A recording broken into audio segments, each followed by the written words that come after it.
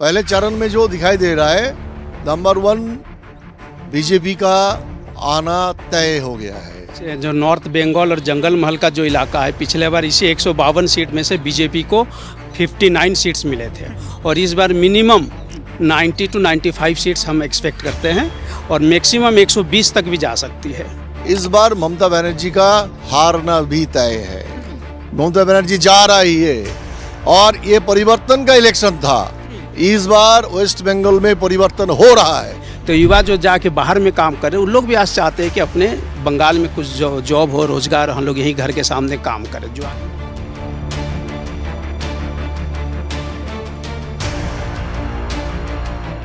पश्चिम बंगाल चुनाव के पहले चरण की वोटिंग कहें समाप्त हो गई है और उसके बाद से बीजेपी के तमाम जो नेता हैं वो ये उम्मीद कर रहे हैं कि इस बार जो है उनकी वापसी पश्चिम बंगाल में हो जाएगी, यानी खाता खुल जाएगा।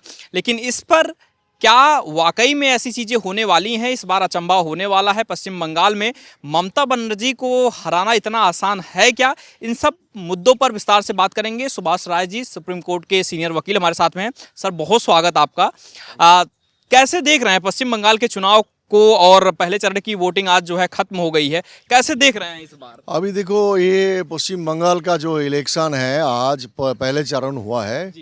पहले चरण में जो दिखाई दे रहा है, नंबर 1 बीजेपी का आना तय हो गया है। अच्छा। हाँ, इतना ये फास्ट फेज में ही इतना लोग दिल खोल के वोट डाला बीजेपी के फेवर में। मेरा पास जो खबर आया है कि इस बार ममता बनर्जी का हारना भी तय है। ममता बनर्जी जा रही है और ये परिवर्तन का इलेक्शन था। इस बार वेस्ट बंगाल में परिवर्तन हो रहा है। लेकिन इसमें 2-4 बात ऐसा बोलना है कि देखो, इलेक्शन जब पश्चिम बंगाल में होता है, वहाँ पर ये दंगा हंगामा नहीं होगा, ये नहीं चलता है। ये छोटा मोटा इलेक्शन होता है, कोऑपरेटिव का इलेक्शन होता है, तब भी मारपीट, दंगाए, हाँ, गोली, ऐसा चलता है। इस बार भी ऐसा ही हुआ है। मुर्शिदाबाद में बम चला है, मालदा में बम चला है, सिलीगुड़ी में बम चला है, बहुत सारे लोग इंजर्ड हुआ है। उससे भी बड़ी बात इस बार ऐसा हुआ है, कुछ लोगों को फिट किया था ममता बनर्जी ने। क्या सभी बोल रहे हैं ऐसा कि कुछ लोग वोट डालने नहीं दे रहा था, वोट डालने नहीं दे रहा था। इस बार ये सेंट्रल फोर्स इन लोगों को बोला, इलेक्शन कमीशन बोला कि इन लोगों को अरेस्ट करो इमीडिएटली। तो जितना लोगों को हो सके अरेस्ट भी करवा लिया था। ये सोचो क्या लोग है, ये वोट डालने नहीं दे रहा था। तो इस बार ये तय है। देखो, 80% के आसपास तो वोटिंग पोल हो गया है। अभी इतना वोट डाला है लोगों ने, दिल खोल के डाला है, बीजेपी के फेवर में डाला है। हाँ, बीजेपी का आना इस बार तय है। लेकिन सर, क्या रीज़न है आपको लगता है कि लोग जो है वहाँ पर पश्चिम बंगाल में ममता बनर्जी को वोट ना डालकर बीजेपी और नरेंद्र मोदी को पसंद कर रहे हैं? देखो, ममता बनर्जी पूरा के पूरा पश्चिम बंगाल में इतना गुंडाई राज चालू किया है, इतना घोटालेबाज किया है, इतना काट मानी का बात किया है। जो भी होता है वहाँ पर कोई बिजनेस होता नहीं, कोई काम होता नहीं है। जो कोई भी काम करेगा, कोई काट देना पड़ता है, पैसा देना पड़ता है। कोई बिजनेस वहाँ पर नहीं होता है, कोई काम करना होना नहीं है वहाँ पर, कोई भी वहाँ पर एम्प्लॉयमेंट नहीं है। जितना सारे एजुकेटेड लोग हैं, लड़का लड़की है, इन लोगों का नौकरी नहीं है। नौकरी होता था वो भी चला जा रहा है। 26,000 स्कूल टीचर का नौकरी चला गया। ये ममता बनर्जी का सब लीडर्स लोगों के लिए पैसा लिया, पैसा लेके नौकरी दिया। जो अच्छा से एग्जाम दिया था, सोचो कोई लड़का 30 मिला उसका परीक्षा देने के और किसी का 0 मिला, 0। लेकिन वो 30 वाले को नौकरी नहीं मिला, 0 को मिला। तो ये सब इंक्वायरी में आ गया था और हाई कोर्ट से इसका नौकरी चला गया। फिर सुप्रीम कोर्ट आया, सुप्रीम कोर्ट भी वही राय एक साथ रख दिया है। तो इन लोगों का वजह से ये 2011 में आया, पश्चिम बंगाल में ममता बनर्जी का सरकार टीएमसी आया, लेकिन तब से यहाँ तक कोई नकरी नहीं हुआ वेस्ट बंगाल। आपको लगता है कि जो एसआईआर प्रक्रिया हुई पश्चिम बंगाल में, जिस तरीके से जो फर्जी वोटर थे या कहें कि बांग्लादेशी जो यहाँ पर बस रहे थे वो वोट बनाकर यहाँ वोटर बन चुके थे, क्या लगता है ये इम्पैक्ट डालेगा क्या बीजेपी की जो सीटें बढ़ेंगी इस बार? पूरा के पूरा एसआईआर में जो हुआ ना, मजे की बात बोले, एक देखो मैं दूसरा के बात छोड़ दे रहा हूँ, एक आदमी क्या कैसे 379 लड़का लड़की हो सकता है, उसका उम्र है 50, उसका 379 लड़का लड़की, हाँ ये वोट दे डाल रहा था। अभी सोचो, मैं मेरा बात बोल रहा हूँ, मेरा पिताजी गुजर गया 2021 में, इसके बाद 2-4 इलेक्शन हुआ, मैं इलेक्शन कमीशन को जो देखता है सब डिविजनल ऑफिसर, इन लोगों को बोला कि भाई मेरा पिताजी का नाम काट दो, हाँ वोटर लिस्ट में नहीं है, लेकिन काटा नहीं। एक बार क्या हुआ, इलेक्शन हो गया है, हम जाके जो बूथ एजेंट था जाके बोला भाई मेरा पिताजी का वोट हो गया है, बोला हाँ हो गया है। भाई तुम लोग क्या किया, मुझे बुलाए नहीं, हम मेरा पिताजी को थोड़ा सा प्रणाम कर लेते, मेरा पिताजी वोट डाल के चला गया, ऐसा हो रहा है, ऐसा होता था यहाँ पर। मृत वोटर वोट डाल के चला जाता था, हाँ घुसपैठिया वोट डाल के चला जाता था। एसआईआर के माध्यम से ये लोग और वोट तो नहीं डाल पाएगा ना, तो एसआईआर तो इम्पैक्ट डाला है। अच्छा। हाँ, और हम बोला कि फर्स्ट चरण जो हुआ है, पहला चरण में ममता बनर्जी हार चुके आप प्रेडिक्ट कर रहे हैं? एकदम हार चुके। ममता बनर्जी जा गए, चला गया। तमाम और बीजेपी के नेता स्मृति ईरानी से लेकर प्रधानमंत्री नरेंद्र मोदी खुद वहां पर लगातार विजिट कर रहे हैं, रैलियां कर रहे हैं। क्या माहौल आप देख रहे हैं? अभी तक जो मैंने माहौल देखा वो बीजेपी के फेवर में है। और पीछे जो नॉर्थ बंगाल और जंगल महल का जो इलाका है, पिछले बार इसी 152 सीट में से बीजेपी को 59 सीट्स मिले थे, और इस बार मिनिमम 90 to 95 सीट्स हम एक्सपेक्ट करते हैं, और मैक्सिमम 120 तक भी जा सकती है।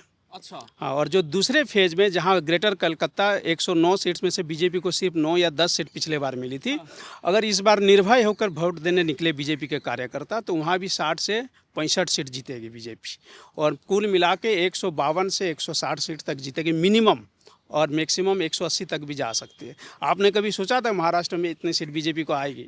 लेकिन धीरे धीरे लोग देने लगे। जब लोगों को पता चलता कि चलो बीजेपी आएगी और सत्ता परिवर्तन करना है, तो थोक के भाव में फिर बाद में वोट देते हैं।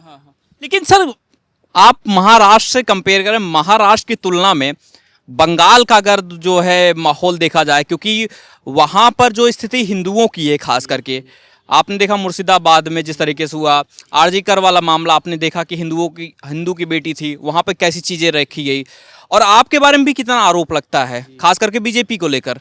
तो लगता क्या ऐसे मुद्दे हैं जिस पे आपको ये भरोसा है कि नहीं इस बार निकल ही जाएगी? क्या मुद्दा है आपको लग रहा है? मेन 3-4 मुद्दे हैं। एक तो एसआईआर से जो गलत वोटर्स थे उनके नाम डिलीट हुए, उससे 2-3% का फर्क पड़ेगा, और पिछले हमें कोशिश यही है कि 4-5% का गैप कम हो जाए। 4-5% का गैप कम हो जाने से बीजेपी को 152-156 सीट मिल जाएगी। सिर्फ एसआईआर मुद्दा? एसआईआर 2-3% इसमें कम होगा। फिर बहुत युवा जो जॉब के लिए दूसरे जगह जाते हैं, पिछले कुछ साल में कम से कम 60 से 65 हज़ार कंपनियां वहाँ बंद हुई है, तो युवा जो जाके बाहर में काम कर रहे हैं उन लोग भी आज चाहते हैं कि अपने बंगाल में कुछ जॉब हो, रोजगार, हम लोग यहीं घर के सामने काम करें, जो आज बेंगलोर में है, पुणे में है। उसके बाद स्वास्थ्य का वहाँ स्थिति बहुत ख़राब है, और कोई ना नया एयरपोर्ट बन रहा, ना कोई नया अस्पताल बन रहा। आप जैसे देखिए नोएडा, जेवर, जहाँ एक समय लोग शाम 6 बजे के बाद नहीं निकलते थे, आज वो डेवलप हो गया। किस लिए? कि वहाँ डबल इंजन की सरकार है, योगी जैसे मुख्यमंत्री है, तो यहाँ के लोग भी डबल इंजन की सरकार पसंद करते हैं, और इस खास तौर पर युवा और महिलाएं जो बदलाव चाहते हैं, और लोग भारी मात्रा में वोट देने इस बार निकल भी रहे हैं। लेकिन ये भी कहा जाता ना कि बीजेपी के ऊपर खास करके आरोप ये लगता है कि जब पश्चिम बंगाल की राजनीति में जब तक आपको सत्ता में बिठा नहीं दिया जाएगा तब तक आप हिंदुओं की बात नहीं करेंगे, आप अपने कार्यकर्ताओं की नहीं बात करते हैं।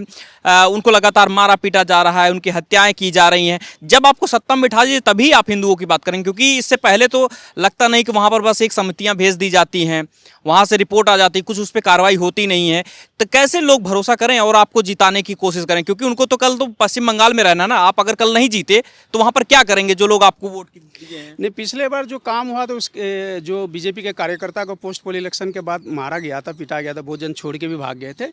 इस बार उसके पूरा ख्याल रखा है। चुनाव के बाद भी वहाँ सेंट्रल फोर्स रहेगा अगले 6 महीने तक, और बीजेपी भी उसके लिए काम की है और आरएसएस भी उसके लिए काम कर रहे हैं अपने कार्यकर्ताओं की सुरक्षा के लिए। और सरकार एक बार सत्ता में आ जाने से सारे माफिया वर्ग सब बंद हो जाएंगे। लेकिन केंद्र में तो सरकार है आपकी सर, राज्य में राज्यपाल भी होता है, ठीक है, तो अगर केंद्र चाहे तो वहाँ पे जितना हिंसा होता है या जितनी चीज़ें होती कार्यकर्ताओं को जिस तरीके से मारा जाता है बीजेपी के या जो उनके समर्थक हैं, उनका ज़्यादातर ये आक्रोश यही रहता है कि भाई हम मार दिए जाएंगे, कल यहीं पर हमें रहना है, सत्ता में आप आएंगे, हमको क्या फ़ायदा मिलने वाला। तो ये सवाल तो बना है, और इसके आधार पे आपको लगता है कि इस बार आपको मौका मिल जाएगा, आप 6 महीने फोर्स वहाँ बिठा देंगे तो आपको लगता है वोट कर देंगे लोग? जनता ये भी सोच रही है ना, अगर मान लो हम इनको वोट नहीं देंगे और ऐसे भी मार खाएंगे, इससे अच्छा इसको वोट दे के जिताएं, तो इस बार कम से कम मार नहीं खाएंगे। अब उसका दूसरे साइड भी तो देखना चाहिए। और फिर मोदी और आपका अमित शाह जी ये सोचते हैं कि डेमोक्रेटिकली इलेक्टेड गवर्नमेंट है उसको बर्खास्त करना इतना जल्दी ठीक बात नहीं है। तो ये लोग 5 साल इंतज़ार किए, फिर वहाँ चुनाव आयोग के द्वारा अच्छे काम निष्पक्ष चुनाव करने के लिए पूरा तैयारी किए। और इस बार लोग ये सोचे हैं कि बार बार मार खाने से अच्छा एक बार मार खाएं भले, लेकिन इनको जिताना है। तो इस बार पूरे बदलाव के मूड में हैं। आपको लग रहा कि ममता दीदी के टक्कर में कोई आपको लग रहा नेता वहाँ पश्चिम बंगाल में? क्योंकि देखिए जनता जो है वहाँ जानती है कि ममता दीदी का राज है और वहाँ पर कैसी चीज़ें होती हैं, वहाँ पर किस तरीके की चीज़ें मैनेज की जाती हैं। और जो उनकी जो एक सांसद भी हैं लगातार वो भी बहुत वायरल हो रही हैं अपने बयानों को लेकर, अपने भाषणों को लेकर। आपको लग रहा है कि टक्कर दे पाएगी बीजेपी? इस बार जब लोग सोच लेते हैं ना बदलाव करने के लिए, कोई ममता बनर्जी, कोई एक समय में लालू यादव भी बहुत मजबूत होते थे। जब चुनाव आयोग केजरीवाल वहाँ निष्पक्ष चुनाव करवाएं तो बिहार में भी राष्ट्रीय जनता दल खत्म हो गया, उसके बाद और दोबारा आ ही नहीं पाई। उसी तरह ममता, जब लोग वहाँ बंगाल में सोच चुके हैं कि सरकार को बदलना है, उसके लिए ममता बनर्जी कोई ये नहीं देख रहा कि ममता बनर्जी के टक्कर के कोई लीडर है या नहीं है। हम लोग ये देख रहे हैं कि निष्पक्ष सरकार आना चाहिए जो सभी के साथ न्याय करे, justice for all, appeasement to none. और इसके लिए लोग, आप टोटल कितना सीटों का अनुमान लगा रहे हैं इस बार? मिनिमम 145 से 156 इतनी सीटें आ जाएंगी? जी, मैं इसका एक लेके भी आया हूँ, बता रहा हूँ। जैसे पिछले बार 103 सीट जो लास्ट इलेक्शन में टीएमसी जीती थी, 1000 वोट्स तक 3 सीट का 1000 वोट्स का मार्जिन 3 सीट पे था। 1000 से 5000 वोट्स 11 सीट था, और 5000 से 10,000 24 सीट था। 10,000 से 20,000 मार्जिन में 37 सीट से, ये सारे मिला के 75 सीट्स हो रहे हैं। और एक SIR के चलते एक कंस्टिट्यूएंसी में कम से कम 19,000 वोट्स डिलीट हुए। हाँ, अगर ये 75 सीट हो गए और पिछले बार के 77 सीट से अगर इस दोनों को मिला देंगे तो मिनिमम 152 सीट हो रहे हैं। तो जीत की हैट्रिक लगने वाली है? जीत ये तो बीजेपी का पहली बार होगा ना। जीतना हैट्रिक तो ममता बनर्जी का शायद होगा। इस बार जीत के हैट्रिक नहीं, मतलब खाता खुल जाएगा पश्चिम बंगाल में, कह सकते हैं? इस बार पूरा अच्छे माने चांस है बीजेपी के जीतने के लिए। और हम लोग सब एक्सपेक्ट भी कर रहे हैं, जितने भी कार्यकर्ता हैं सब एक्सपेक्ट कर रहे हैं, सब जोश के साथ। वोट भी इस बार वोटिंग भी बहुत ज़बरदस्त हो रही है, और महिला भी घर से। पिछले बार आप चुनाव में नहीं सुनते हुए कि हम लोग इसको वोट देंगे, कि बीजेपी को देंगे, कि बदलाव चाहते, लेकिन इस बार ये लोग खुल के बोल रहे, मतलब डर कम हुआ। और अगर सेकेंड फेज जो चुनाव जो ममता बनर्जी का गढ़ है उसमें अगर निर्भय होकर जनता निकलेगी तो बीजेपी 180 सीट तक जा पाएगी। चलिए, बहुत शुक्रिया।